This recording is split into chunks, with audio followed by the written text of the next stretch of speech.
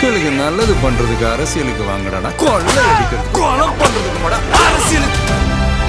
Hello மக்களே, நண்பர்களே, welcome to Jestalk and welcome to another video.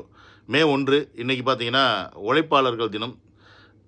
இந்தியாவில் இருக்கல, உலகத்தில் இருக்க எல்லா உழைப்பாளிகளுக்கும், உண்மையாக உழைக்கிற எல்லா உழைப்பாளிகளும் வாழ்க்கையில் உயரணும் அப்படின்னு சொல்லி அவங்கள வாழ்த்தி இந்த வீடியோவை நான் தொடங்குகிறேன். அது மட்டும் இல்லாமல் இன்றைக்கி அஜித் அவர்களுக்கு பிறந்தநாள் வேறு, அவருக்கும் பிறந்தநாள் வாழ்த்து சொல்லிடுவோம். நேற்று பார்த்தீங்கன்னா மீடியா ஃபுல்லாக பார்த்தீங்கன்னா பரபரப்பாக இருக்குது. பனையூர் தலைவர் விஜய் எல்லா கேண்டிடேட்டுக்கும் கடும் எச்சரிக்கை கொடுத்துருக்காரு.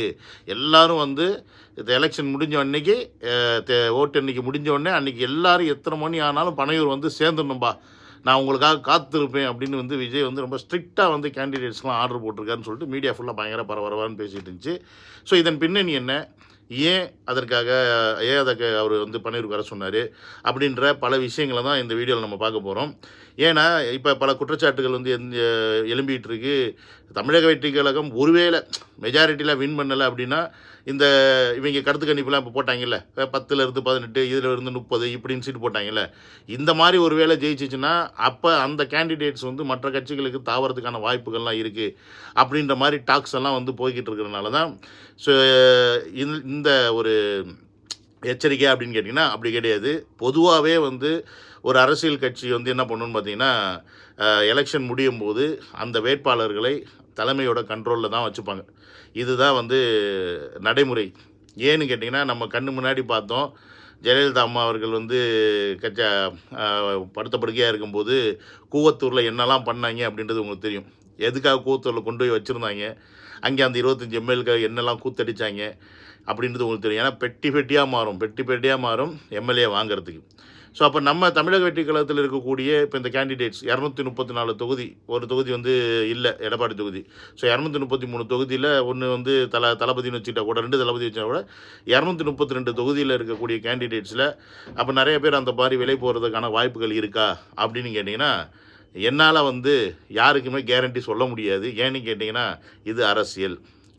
ஆனால் தளபதி கூட இந்த கட்சியில் இப்போ சேர்ந்துருக்கவங்க எல்லாருமே பார்த்திங்கன்னா, எல்லாருமே ஒரு பல ஆண்டுகளாக இயக்கமாக இருந்து செயல்பட்டு இன்றைக்கி அந்தந்த பதவியை அடைஞ்சிருக்காங்க அப்படின்றது மாற்றுக்கருத்தே கிடையாது. ஸோ அது மட்டும் இல்லாமல் இந்த ஓட்டு எண்ணிக்கை அன்னைக்கு பார்த்திங்கன்னு வச்சுங்களேன், பல விஷயங்களை அறிவுறுத்துறதுக்கும் இந்த மீட்டிங்கில் சொல்லியிருக்காங்க. ஏன்னா இந்த தேர்தல் ஆணையமே என்ன பண்ணியிருக்குன்னா, இது ஒரு காம்ப்ளிகேட்டடான தேர்தல் அப்படின்றத புரிஞ்சிக்கிச்சு. காம்ப்ளிகேட்டடான ஓட்டு எண்ணிக்கை அப்படின்றது தேர்தல் ஆணையம் புரிஞ்சிக்கிச்சு. பிகாஸ் இது வரைக்கும் திமுக அதிமுகன்னு இருந்த இந்த பிளாட்ஃபார்ம் போய் இன்றைக்கி இதில் நடுவில் தளபதி கட்டையை போட்டனால இப்போ திமுகவா இல்லை தாவேக்காவா அப்படின்ற ஒரு போராட்டம் போய்கிட்டு இருக்கு. அது 4ஆம் தேதி தெரிஞ்சிடும். ஆனால் அந்த 4ஆம் தேதி இந்த திருட்டு திமுக குரூப்ஸ் ஏதாவது பண்ணுறதுக்கான வாய்ப்புகள்லாம் இருக்குதுன்னு சொல்லிட்டு இப்போ தேர்தல் ஆணையம் என்ன பண்ணிருச்சுன்னா, ஒரு கியூஆர் கோடு இருக்கக்கூடிய அந்த பூத் ஏஜென்ட்கள் மட்டும்தான் அந்த எண்ணக்கூடிய அந்த இடத்துல இருக்கணும் அப்படின்ற மாதிரி ஒரு சிஸ்டத்தை போட்டிருக்காங்க. அது 3 அடுக்கு வெரிஃபிகேஷனுக்கு அப்புறமா தான் அந்த நபர் உள்ளே அனுப்பப்படுவார் அப்படின்னு போட்டிருக்காங்க. பட் இதில் நம்ம பார்க்க வேண்டிய விஷயம் என்னென்னு பார்த்தீங்கன்னா, இந்த திமுக சார்ந்தவங்களோ இல்லை மற்றவங்கள சார்ந்தவங்களோ எந்த மாதிரி ஆட்களை அந்த கியூஆர் கோடை அனுப்புகிறாங்க அப்படின்றத நம்ம யோசிக்கணும். கலவரம் பண்ணக்கூடியவங்களை அனுப்புனாங்க அப்படின்னா நம்ம அதை சமாளிக்கக்கூடிய கெப்பாசிட்டின்னு நம்ம பசங்க பூத் ஏஜெண்டாக இருக்கணும். இல்லை நல்ல ஒழுக்கமான நபர்களை அனுப்புனாங்க அப்படின்னா பிரச்சனை கிடையாது. ஸோ அப்போ இங்கே இதற்கான ஒரு கட்டமைப்பு நம்ம வேணும். அப்போ அதற்கான ஆட்கள் தேர்வு இது எல்லாத்தையுமே நேற்று மீட்டிங்கில் பேசியிருக்காங்க. ப்ளஸ் அது மட்டும் இல்லாமல் அந்த கியூஆர் கோடை ஃபார்ம் ஏதோ 17C ஃபார்ம்னு நினைக்கிறேன், அதை ஃபில்அப் பண்ணி கொடுத்து அந்த ஃபார்மை தலைமைக்கு சப்மிட் பண்ண சொல்லியிருக்கு. ஸோ இப்போ இந்த மாதிரி விஷயங்கள்லாம் ஓட்டு எண்ணிக்கையில் என்ன மாதிரியான பிரச்சனைகள் வரப்போகுது, அது வந்தால் எப்படி நம்ம சமாளிக்கணும், நம்ம என்ன பண்ணணும் அப்படின்ற அந்த பல இன்ஸ்ட்ரக்ஷன்ஸை நம்ம வேட்பாளர்களுக்கு நேற்று கொடுத்துருக்காங்க. ஸோ இதுக்காக தான் இந்த மீட்டிங் பொதுவாக.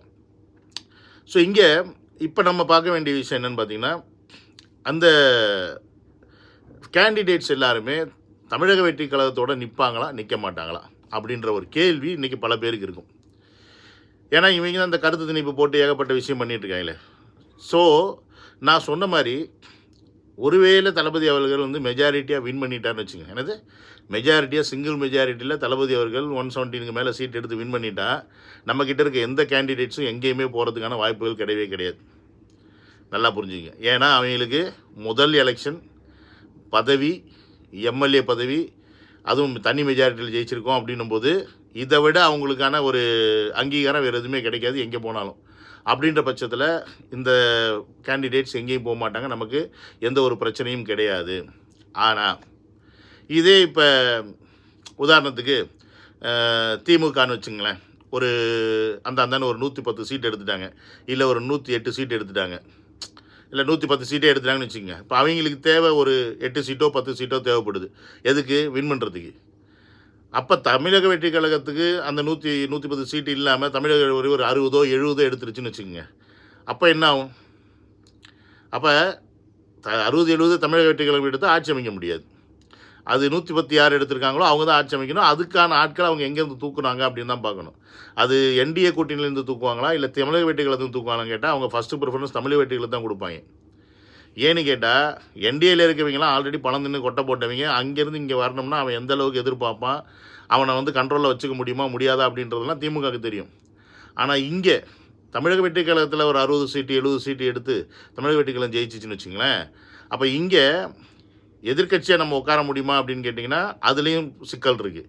அதில் அதிமுக வருதா இல்லை தமிழக வெற்றி கழகம் வருமான்ற கேள்வி வந்துடும். அப்போ இங்கே இருக்க எம்எல்ஏக்கள் என்ன பண்ணுவாங்க? லம்பாக ஒரு பெரிய அமௌண்ட் கிடைக்குது அப்படின்னா இங்கேருந்து அங்கே போகிறதுக்கான வாய்ப்பு இருக்குங்க. அப்போ அது என்ன பண்ணுவாங்கன்னு கேட்டிங்கன்னா, இங்கேருந்து அங்கே போகிறதுக்கு உங்களுக்கு உங்களுடைய எம்எல்ஏ பதவி இருக்கும், நாங்கள் அதை பறிக்க மாட்டோம், நீங்கள் வந்து எங்கள் இதில் எம்எல்ஏ இருந்துக்கலாம் அப்படின்ற மாதிரி அக்ரிமெண்ட்டில் போவாங்க. ப்ளஸ் பணமும் கிடைக்கும், பதவியும் கிடைக்கும். ஓகேங்களா? அப்போ இங்கே நமக்கு ஒரு கேள்வி வரும், அப்படி போக முடியுமா? அப்படி சட்டத்தில் இடம் இருக்கான்னு கேட்டிங்கன்னா, இப்போ ஒரு 60 பேர் ஜெயிச்சிருக்காங்கன்னு வச்சுங்க தமிழக வெற்றி கழகத்தில் உதாரணத்துக்கு. அந்த 60 பேர்லேருந்து மொத்தம் 3 பங்காக பிரித்தா 20. இதில் இப்போ 40 பேர் அப்படியே தமிழக வெற்றி கழகத்துலேருந்து தாவுறாங்கன்னு வச்சுக்கோங்க. அவங்கள ஒன்றுமே நம்ம பண்ண முடியாது. அவங்களுடைய பதவி அப்படியே தான் இருக்கும், அவங்க அந்த பக்கம் போயிடலாம். ஆனால் இதே இந்த 40க்கு கீழே 20 30 10 பேரோ இங்கேருந்து போகிறாங்க அப்படின்னா நம்ம என்ன பண்ணலாம்? அவங்க மேலே கேஸை போட்டு அவங்களுடைய ராஜினாமா பதவியை அவங்களுடைய எம்எல்ஏ பதவியை நம்ம பறிக்க முடியும். ஸோ இப்போ இங்கே 2 ஆப்ஷன் இருக்குது. ஒன்று, இது வந்து இந்த மாதிரி குறைஞ்சிருந்துச்சுன்னா அவங்க தூக்கிறதுக்கான வாய்ப்பு இருக்குது. ஒருவேளை நெக் டு நெக்கில் நிற்குதுன்னு வச்சுக்கோங்க. என்னது நெக் டு நெக்கில் தமிழக வெற்றி கழகம் வந்து பார்த்தீங்கன்னா 110 எடுத்துருச்சு, திமுக வந்து 90 எடுத்துருச்சு. இப்போ அதிமுக வந்து எவ்வளோ இருக்குன்னு உங்களுக்கே தெரியும், ஒரு 20 30 சீட்டோ இல்லை 10 சீட்டோ இருக்குன்னு வச்சுங்க. அப்போ இங்கே திமுகவுக்கு வந்து பார்த்திங்கன்னா ஒரு இல்லை 100 110 90 ஒரு 100 110. அப்போ இங்கே வந்து பார்த்திங்கன்னா ஒரு 17 சீட்டு தாண்டிட்டோம்னா நமக்கு வந்து ஆட்சியை பிடிச்சிடலாம் அப்படின்ற ஒரு நிலைமை திமுக கிட்ட இருக்குன்னு வச்சுக்கோங்க. ஆனால் இங்கே நமக்கு ஆல்ரெடி 7 சீட்டு கம்மியாக இருக்குன்னு வச்சுக்கோங்க. அப்போ என்ன பண்ணுவாங்கன்னா இங்கே இருக்க இந்த 10 பேரை நம்ம தூக்குறதோ இல்லை தமிழக வெற்றி கழகத்துக்கிட்ட இந்த 10 பேரை வந்து பதவி இலக்க செய்கிறதோ கூட செய்ய முடியும். அதுதான் நான் சொன்ன மாதிரி இவங்களை விலை கொடுத்து வாங்கிட்டாங்க அப்படின்னா இந்த எம்எல்ஏ பதவி அப்படின்றது போயிடும். அப்போ ஆட்டோமேட்டிக்காக தமிழக வெற்றி கழகத்துக்கு இருக்கக்கூடிய அந்த எண்ணிக்கை அப்படின்றது ஒரு 110 இருந்துச்சுன்னா ஒரு 10 பேர் 20 பேர் வெற்றி வாங்கிட்டாங்கன்னு வச்சுக்கோங்க, 90,000. புரியுதுங்களா? 90,000. அப்போ அதுக்கப்புறம் அந்த கட்சியில் வந்து எவ்வளோ பேர் இருப்பாங்கன்னு உங்களுக்கு தெரியும். அதற்கு என்னெல்லாம் செய்யணுமோ அதெல்லாம் செஞ்சு அவங்க ஆட்சியை பிடிக்கிறதுக்கு என்ன வேணால் பிளான் பண்ணுவாங்க. ஸோ இதெல்லாமே நடக்கும். பட் இதெல்லாம் தமிழக வெற்றி கழகத்தில் இருக்கக்கூடிய நபர்கள் செய்வாங்களா அப்படின்னு கேட்டிங்கன்னா, இதை வந்து எனக்கு தெரிஞ்சு நான் சொன்ன மாதிரி யாரையும் நான் நம்ப மாட்டேன் அப்படின்னு நான் சொன்னேன். அது மீன்ஸ் எல்லாருமே மனிதர்கள். பட் இன்னொரு பாயிண்ட் ஆஃப் வியூவில் யோசிச்சு பார்த்தா செய்ய மாட்டாங்க அப்படின்னு நான் உறுதியாக சொல்கிறேன். ஏன்னு கேட்டிங்கன்னு வச்சுக்கோங்க, தமிழக வெற்றி கழகத்தில் அவங்க ஜெயித்தாங்க அப்படின்னா அது மெஜாரிட்டியாக ஜெயிச்சு சிஎம் ஆனாலும் சரி இல்லை எதிர்க்கட்சி ஆனாலும் சரி, இங்கே கிடைக்கக்கூடிய அந்த அங்கீகாரமும் மதிப்பும் வேறு எங்கேயும் கிடைக்காது. இப்போ திமுகவுக்கு போனால் கூட திமுகவில் அந்த இடத்துல இருக்கக்கூடிய அந்த பழைய எம்எல்ஏக்கு தான் பவர் அதிகம், அந்த மூஞ்சிக்கு தான் வேல்யூ. புதுசாக போகிற இந்த மூஞ்சிக்கு வேல்யூ இல்லை. பட் இங்கே அப்படி கிடையாது. நீங்கள் ஃபஸ்ட்டு டைம் எம்எல்ஏ ஆகிறீங்கன்னா உங்களுக்காக வந்த ஓட்டு இல்லை, அது விஜய் அவர்களுக்காக வந்த ஓட்டு அப்படின்றது அவங்களுக்கு புரியும். அப்போ ஆட்டோமேட்டிக்காக அதுக்கு தெரியும், நம்ம இந்த 5 வருஷம் இங்கே இருந்து நம்ம யாருன்னு நம்ம மக்கள்கிட்ட பிரபலப்படுத்திக்கிட்டோம் அப்படின்னா அப்போ நம்ம வந்து இன்னும் அடுத்த லெவலில் போகலாம் அப்படின்ற அந்த பாயிண்ட் ஆஃப் வியூ இருக்குது. இங்கே சுதந்திரம் இருக்கும், இங்கே அடிமைத்தனம் இருக்காது. அந்த பக்கம் போனீங்கன்னா ஃபுல் அண்ட் ஃபுல் கட்டுப்பாடு இருக்கும், அவங்க சொல்கிறது மட்டும் தான் செய்ய முடியும். இங்கே வந்து நம்ம ஆட்சியை தக்க வைக்கிறதுக்கு நல்ல விஷயங்களை பார்த்து செஞ்சு பேர் எடுக்க முடியும். அப்போ ஒவ்வொரு மனுஷனுக்கும் பணம் மட்டும் கிடையாது, பேரும் புகழும் தேவைப்படணும்னு தேவை அப்படின்னு தான் ஆசைப்படுவாங்க. அப்போ அந்த பாயிண்ட் ஆஃப் வியூவில் பார்த்தீங்கன்னா தமிழக வெற்றி கழகத்தோட இவங்க இருக்கிறதுக்கு தான் வாய்ப்புகள் அதிகம். புரியுதுங்களா? நான் சொன்ன இந்த கணக்கெல்லாம் ஒரு முன்ன பின்ன இப்படி ஜெயிச்சா அப்படி ஆகலாம், அப்படி ஜெயிச்சா அப்படி ஆகலான்னு, அதாவது குதிரை பரம் விலைக்கு வாங்குறதுக்கான வாய்ப்புகள் இருக்குது அப்படின்னும் போது எல்லாருமே மனிதர்கள் அப்படின்னும் போது அதில் நல்லவர்கள் இருப்பாங்க, கெட்டவர்கள் இருப்பாங்க. மேபி அவங்க குடும்பத்துக்கு அவங்க மிரட்டலுக்காக பயந்து மாறலாம். ஏன்னா குடும்பத்தை மிரட்டுறதுக்கு வாய்ப்பு இருக்குது அந்த கட்சிகள்.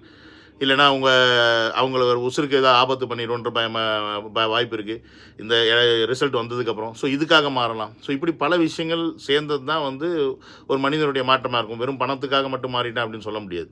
அப்போ இந்த விஷயங்கள் எல்லாத்தையும் வந்து அனலைஸ் பண்ணி இந்த வாக்கு எண்ணிக்கை அன்னைக்கு எப்படி இதை ஹேண்டில் பண்ணுறது, வாக்கு எண்ணிக்கை நடந்ததுக்கப்புறமா நமக்கு வரக்கூடிய வின்னிங் அந்த பாயிண்ட் எதுவாக இருந்தோ அதை எத்தனை பேர் இருக்காங்களோ அவங்க வந்து பணியூருக்கு வர வைக்கிறதா இருக்கட்டும், எந்த மாதிரி ரிசல்ட் வந்தாலும் அதை நம்ம ஏற்றுக்கக்கூடிய மனநிலைமையில் இருக்கணும். அது மட்டும் இல்லாமல் எப்படி ரிசல்ட் வந்தாலும் நான் மக்கள் சேவையில் தான் ஈடுபட போகிறேன், மக்கள் கூட தான் நிற்பேன் அப்படின்ற அந்த விஷயத்தை விஜய் அவர்கள் திரும்ப அந்த கேண்டிடேட்ஸ் கிட்ட உறுதிப்படுத்துவோம்.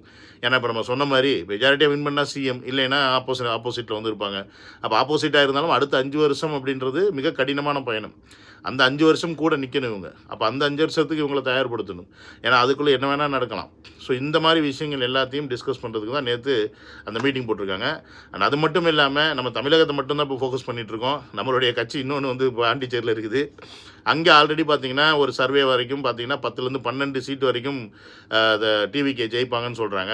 பட் என்னோடய கணிப்பு பிரகாரம் உண்மையாலுமே அங்கே வந்து ஓட் பர்சன்டேஜ் அதிகம். அண்ட் வந்து 5 தொகுதி வேறு இருக்குது, தனி தொகுதி, சிறுபான்மையின ஓட்டு இருக்குது. அந்த 5 தனி தொகுதியும் அப்படியே அல்வா மாதிரி தமிழக வெற்றிகள் கிடச்சுன்னா இந்த பக்கம் ஒரு 10, அந்த பக்கம் 5. ஸோ 2 இடத்துலையுமே தனி மெஜாரிட்டியில் விஜய் அவர்கள் ஜெயிச்சு தமிழக வெற்றி கழகம் சிஎம், இந்த பக்கம் தளபதியும் அந்த பக்கம் சிஎம் யார் நமக்கு தெரில, அது தமிழக வெற்றிகள் டிசைட் பண்ணுவாங்க. ஸோ அந்த மாதிரி ஆகிறதுக்கான ஒரு வாய்ப்பு இருக்குது. அப்படி வந்துட்டு நடந்துச்சு அப்படின்னா வரலாற்றுலேயே இப்படி ஒரு சம்பவத்தை யாருமே இது வரைக்கும் செஞ்சதில்லை அப்படின்றது தான் ஹிஸ்ட்ரி. த ஹிஸ்ட்ரி வில் டெல்ஸ் ரிப்பீட்ஸ்னு சொல்லுவாங்கல்ல, அந்த மாதிரி இந்த ஒரு சம்பவம் இருக்குது. ஏன்னா ஒரே டயத்தில் தமிழ்நாட்டிலையும் அடித்து தூக்குறது, ஒரே டயத்தில் பாண்டிச்சேரிலையும் அடித்து தூக்குறது அப்படின்றதுலாம் அன்இமேஜினபிள் அப்படின்றது தான் இங்கே நம்ம ஒத்துக்கிட்டு ஆகணும். அதை தான் இன்றைக்கி எல்லா மீடியாவில் வந்து உட்காந்து புலம்புறவங்களையும் நீங்கள் வந்து பார்க்க முடியும். நேற்று ஒன்று பேசுகிறாங்க, இன்றைக்கி வந்து பார்த்திங்கன்னா இல்லை தளபதி அவர் வந்து தேவைக்கு செகண்ட் பிளேஸுக்கு வரும்னு சொல்கிறாங்க. அவங்க இல்லை கொஞ்சம், ஏன்னா அவங்களுக்கு வந்து நிலவரம் தெரியுது. எப்படியாவது விஜயை கைக்குள்ளே போடணும், தளபதி கைக்குள்ளே போடணும், பல கட்சிகள் பல வேலை பார்த்துட்டு தான் இருக்கிறாங்க. ஸோ அதெல்லாம் இருக்கட்டும் ஒரு வாரமாக. பட் நம்ம வேட்பாளர்கள் நம்ம கூட நிற்கணும் அப்படின்றத நான் இந்த வீடியோவெலாம் கேட்டுக்கிறேன். தயவு செஞ்சு மக்கள் வந்து ரொம்ப பெரிய ஒரு மாற்றத்தை எதிர்பார்த்துருக்குறாங்க, நம்பிக்கையோடு இருக்கிறாங்க. நீங்களாம் உண்மையாக இருப்பீங்க அப்படின்னு நம்பிக்கையோடு இருக்கிறாங்க. பணத்துக்காக வேலை போயிடாதீங்க, உண்மையாக இருங்க. மக்களுக்காக சேவை செய்கிறேன்னு சொல்லி வந்திருக்கீங்க, சேவை செய்யுங்க. புரியுதுங்களா அப்படின்றத சொல்லி இந்த வீடியோ முடிச்சுக்கிறேன். நடந்த video. Love you all. Take care. By.